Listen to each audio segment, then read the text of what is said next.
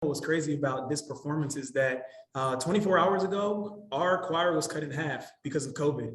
And we didn't know who was going to be in, who was going to be out. So everything we had done to this point, 24 hours ago, we had to completely mix it and start again. And then it was just half of the guys. And we went through rehearsal. We spent 6-7 hours going through it, thought we had it. Then we had a couple more guys clear and come back to the choir. So just today, we're talking, you know, right before the show, a couple of hours before, we were learning steps, learning formations. So what you guys saw, it really happened in a matter of 3 hours. Literally.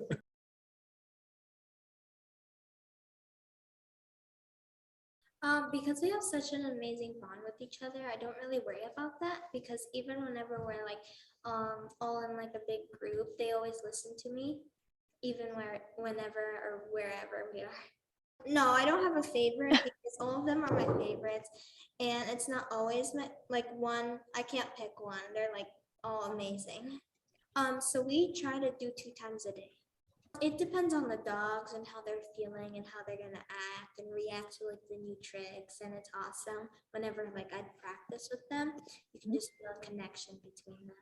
I just love poodles and like their color. The color is like so pretty and so like apricot, and it's just super cool to work with poodles. They're very smart. I think we might expand a little bit more throughout the year, but I'm not sure yet.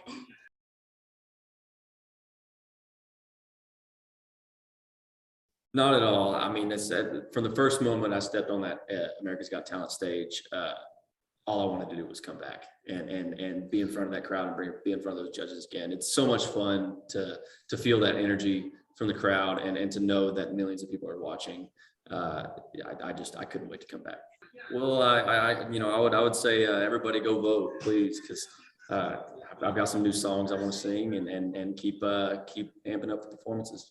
It was something I've had a record deal for a while in Nashville, and we've really just been trying to find a way to break out, and they're totally excited about this opportunity on America's Got Talent. I feel like it's such a great way to get in front of America and be in front of millions of people and show them my country music.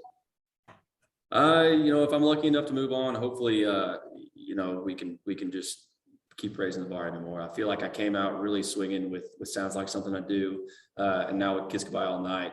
I'll be very excited to hopefully sing a new song. I've got a ton of new material. I've been in Nashville for a few years writing, and got some new stuff, and hopefully be able to do one of those.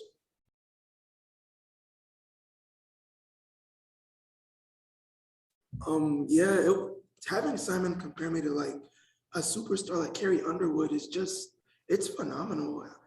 It's a feeling I never thought I'd feel, because it's like, I don't usually get like huge comparisons like that.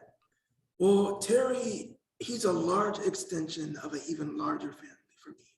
So it's like, to have him added to the mix, I mean, we're not strangers to tall people, but to have just a media giant really recognize me is huge, because Terry's really cool.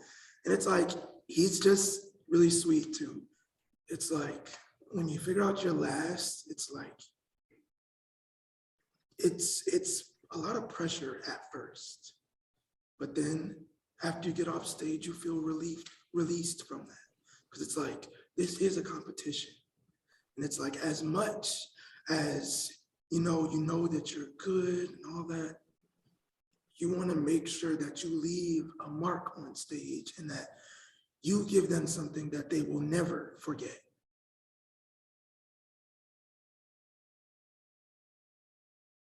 As a kid, I loved Steve Martin. Was the first album I bought. Wild and Crazy Guy it was just incredibly funny. And then I used to watch the Johnny Carson show all the time, and all the comedians would come on. So that whole generation, of which Howie was kind of near the end, but Seinfeld and Leno and Rodney Dangerfield, and they were all idols of mine. And that's where I kind of learned the joke formula, how to tell a joke from them. And then the second part is finding out how you can come out in a joke that makes it unique to you, which is what they all do great. He was not in the best of moods early on in the show, and I went, oh, this is going to be an uphill battle. And And then he didn't let on. I didn't watch him during my set. I focused on the audience. I didn't want to see his look or have him affect me. And when I finally looked at him, he's poker facing me. And when he opened, I'm like, uh-oh, this might not go well. And he got me. So it was a thrill. It was a thrill. But the ideas really just come from living life. You know, I would the printer ink thing that we mentioned before. I go to buy printer ink the other day, and I'm like, it's $90 for 2 cartridges, you know? And then I do a little research, like it's very much engineering. Like I do a little research, I find out how much it is per milliliter, and then I compare it.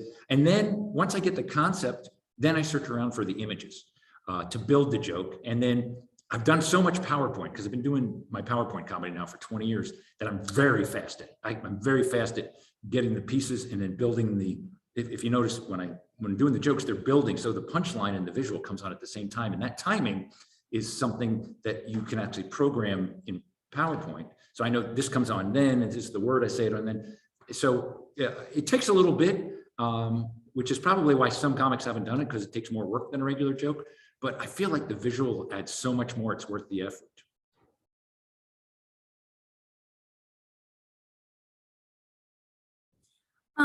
You know, I think a lot of people would expect me to say a singer, but I think the thing that inspires me the most is my town. It's Oxford. Normally what I do is right before I go on stage, I take some deep breaths and I close my eyes and I just start, I kind of put myself back on November 30th actually, and it makes me remember what I'm here for, and that I'm here to hopefully spread light upon such a dark situation.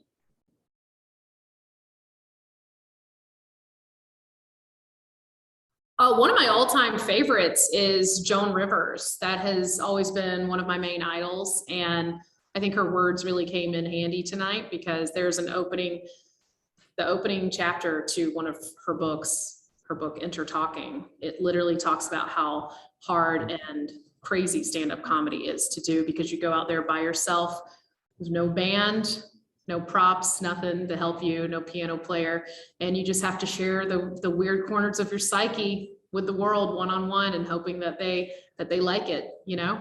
I was literally going up against pyrotechnics and puppies.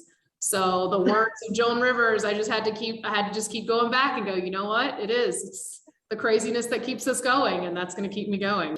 But I thought it was incredibly unfair. I thought it just was misinformed based on what comedy is all about. So for him to use the comment, I'm trying to help her, you're literally doing the opposite, because stand-up comedy and the science behind humor is to build up towards a punchline and towards a callback maybe. And for him to interrupt me while I'm working on the buildup it's just poor conduct for an audience member. So I didn't appreciate it, didn't appreciate his comments. I thought, you know, if you don't enjoy it, you don't have to laugh. That's the best thing about stand-up comedy. It's subjective. And if you don't like it, just don't laugh. But he, in the middle of my set, just stopped looking at me, which not cool.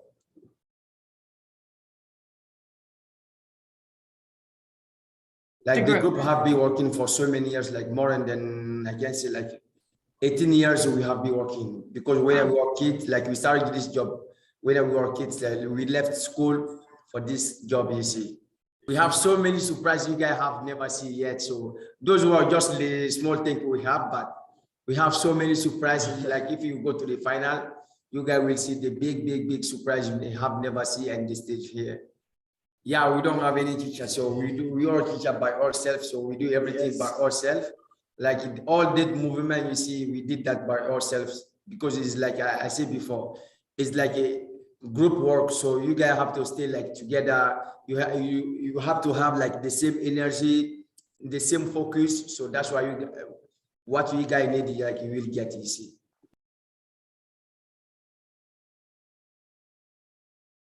I have inspiration people. Yes, of course. For Yeeremy and I, Sofia Vergara is our biggest inspiration. Yes. We love Sofia Vergara. Colombian people in the house. And we have a lot of inspiration, Tim Burton, and really we love him. And we love so many music compositors from movies.